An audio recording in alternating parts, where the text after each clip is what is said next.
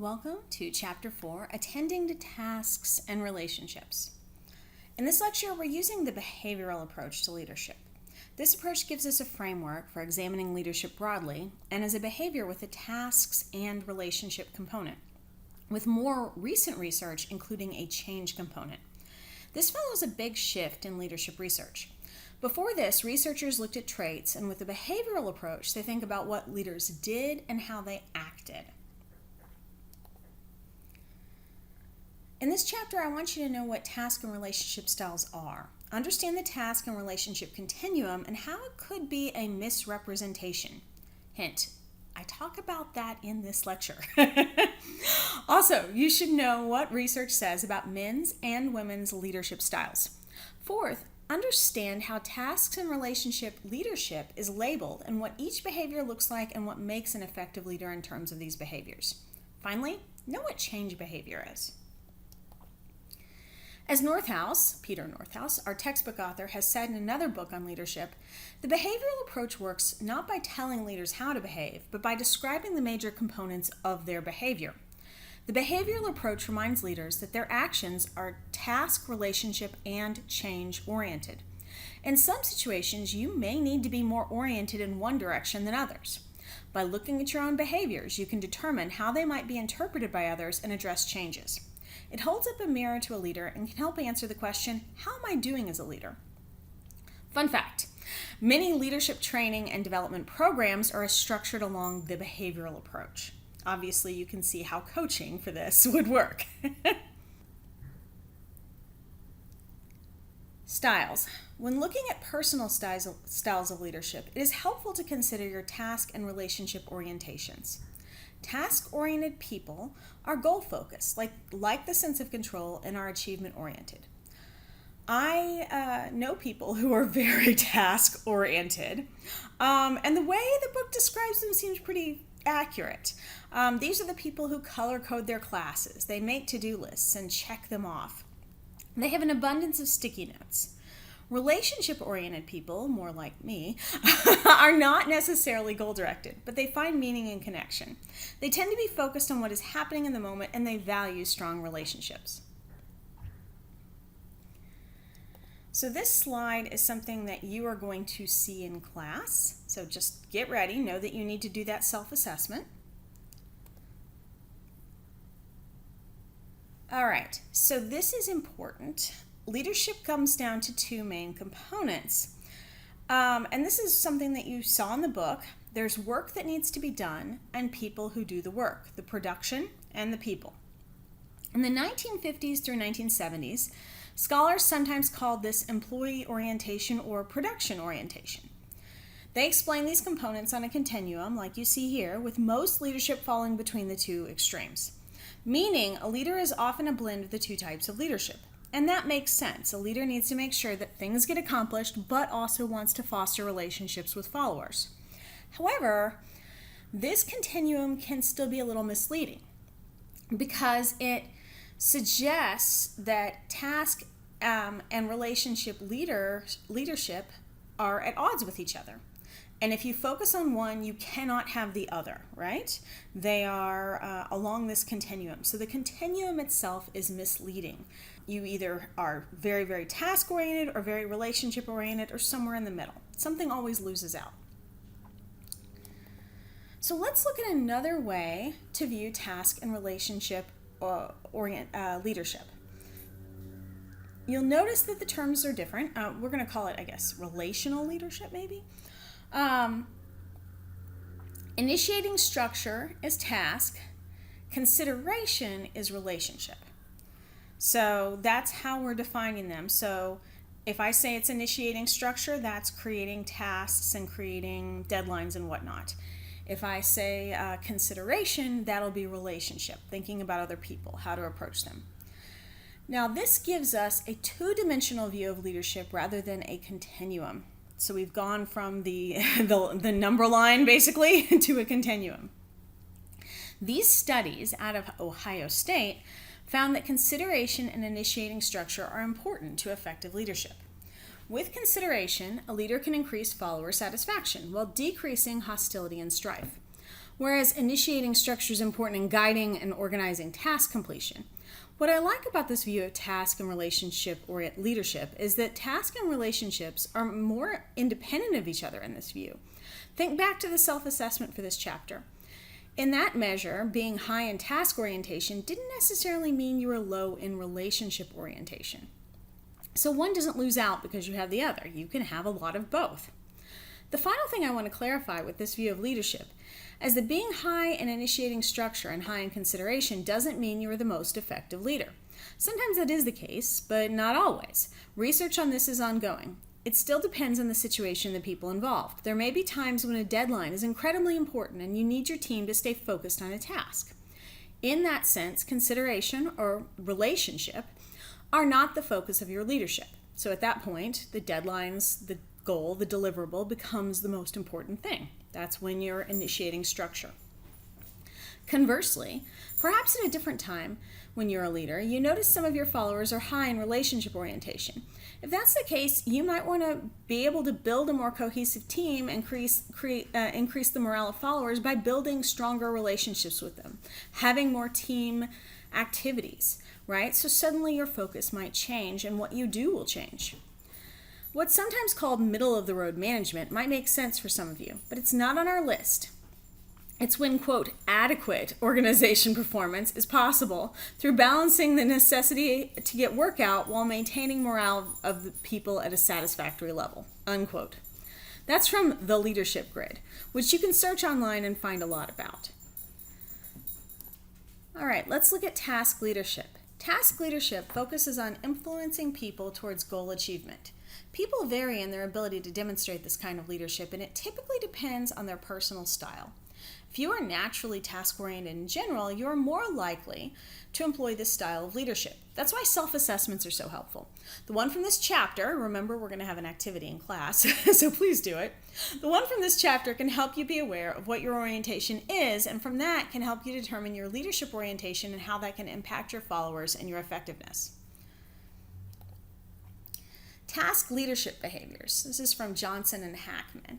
So that's some of their research. Task leadership behaviors include things like short-term planning.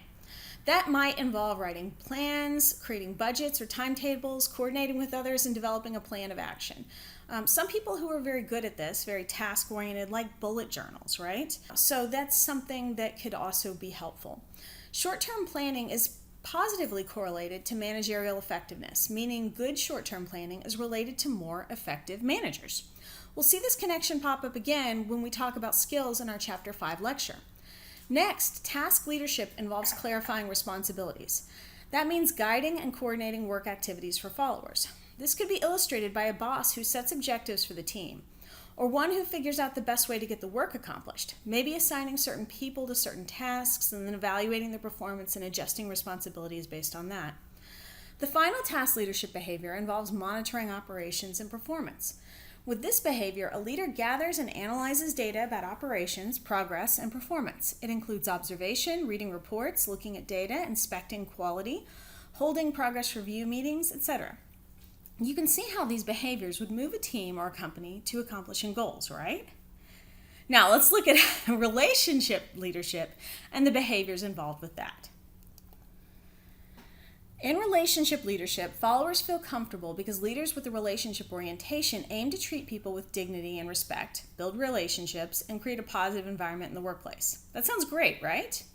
As the book explains, the challenge for the leader is integrating task and relationship leadership so followers feel comfortable but are also productive. This is difficult because you have to adapt these behaviors to the situation and people involved. So here are some more relationship leadership behaviors from Johnson and Hackman's research. Let's look more in depth at these relationship leadership behaviors. First, leaders are supporting. They show consideration, concern, and acceptance for others' needs and feelings. This is an important behavior because it has been shown to increase follower satisfaction with the leader. Relationship leaders also focus on development, coaching others and developing people's skills and confidence. This could involve helping a new employee learn a task or motivating someone to learn from a mistake or figure out how to solve a problem. Development behaviors also involve seeking out training opportunities for followers. Another relationship leadership behavior is recognizing others. This involves expressing praise and appreciation for performance, contribution, and achievements. Sometimes this is a simple thank you for your awesome work on that report. Other times it might be connected to tangible rewards. Recognition behaviors have been shown to increase subordinate satisfaction. And as anyone who has done a job and gotten no thank you can attest, it's very important. Next are consulting behaviors. This is when a leader involves followers in important decisions. Doing this results in better decisions and greater acceptance of those decisions by subordinates. Finally, empowering behaviors are actions where you give followers autonomy and discretion over something. It's the idea of delegating responsibilities to followers. This helps them feel ownership over their work and results in increased commitment to effectively implement decisions. Interesting, or for many of us frustrating to note, are the gendered expectations around task and relationship leadership behaviors. While men and women both use both styles of leadership, there is still a social expectation for women to be more relationship-oriented than task-oriented. The textbook discussed a study done by Jing and others that found that in order for women to be perceived as effective leaders, they had to be especially conscious of how they balance task leadership behaviors with relationship leadership behaviors. In other words, a man who engaged in more task-related behaviors than relationship-related behaviors might be seen as focused or results-oriented and lauded or praised for that. But a woman who does not balance out her task-oriented behaviors with consciously engaging in relationship-oriented behaviors runs the risk of being seen as less effective and perhaps cold, or even the B word. You may want to check out this 3-minute TED Talk that I'm going to link on recommendations. Take a look at it. I might be showing it at the beginning of class on the day that we go over this chapter. Now that we've covered task and relationship leadership, let's look at a more recent category, change leadership. In 2002, Ugal and colleagues did a deep dive into leadership research and found that change-centered leadership was another category of leadership behavior. So we have all these categories, put that together. Change-centered or development-oriented leadership encourages 4 primary behaviors, which you can see on this slide. If you're not taking notes, and I think you should always take notes, I'm still going to say right now, start taking notes. It's very important. Our textbook mentions these behaviors but doesn't explain them, so I'm going to do that here for you. First, we have external monitoring. This is when a leader scans the environment to identify opportunities and threats from customers, clients, suppliers, government policies, market trends, etc. So what are some examples? If you were going to look at application, this is when a leader is basically doing an ongoing SWOT analysis of the general environment. And that makes sense as that opportunity and threat represent the O and T of SWOT. Remember, strengths, weaknesses, opportunities, and threats. Examples of external monitoring include maybe a leader reading industry reports, doing market research, or attending conferences and meetings. So that would be external monitoring, right? So that's that leader's role there. They might also be talking to customers, or maybe they're studying competitors. In some, they are analyzing information and events to lay a foundation for change. So that's external monitoring. Next is visioning or envisioning change.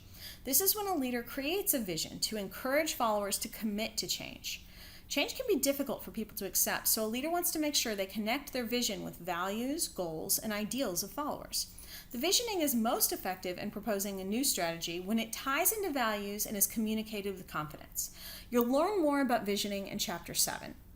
Our third behavior is encouraging innovative thinking or intellectual stimulation. Some people also call this intellection stimulation. This involves a leader getting people to brainstorm and innovate, welcoming them to also think about ways to do things differently. Finally, change leadership often involves taking personal risks. If a leader is pushing for change that seems particularly innovative, they often face opposition that could result in job loss or damaging their reputation. So change behavior is not for the faint of heart. People are more willing to trust you when you've taken risks yourself. So we've covered 3 types of leadership behaviors. How about we connect it back to Chapter 2 with our first question? To what extent do your traits contribute to your preferred leadership style? As a quick refresher, the traits we looked at in Chapter 2 were charisma, confidence, determination, integrity, intelligence, and sociability. So what are your traits? Second, how easy is it then to change your leadership style when needed? For instance, if it's clear there's a preference from followers or your situation requires it. These are important questions, right? And it's clear that this is the type of thing that you might need external support for, which is why a lot of a lot of leaders will have consultants who give them some feedback or career coach. Study guide questions. Okay, now we've covered task, relationship, and change leadership. In addition to understanding the topics on this slide, my hope is that you're applying this information to yourself and thinking about how you behave as a leader or reflecting on your experiences as a follower. This class isn't about just learning material and memorizing it for the exam, but actively thinking how you can shape your leadership to be more effective.